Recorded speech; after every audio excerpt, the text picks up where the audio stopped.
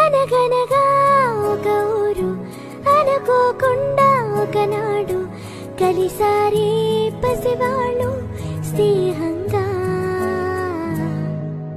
సంతోషమంతా రెక్కలుగా రివ్వంటూ ఎగిరే పక్షులుగా ఆకాశమంతా ఆటాడుకుంటూ ఉన్నారు సరదాగా. ఒకరేమో సీను ఒకరేమో చున్ను కలిసారే ప్రాణంగా కురిసారే వర్షంగా.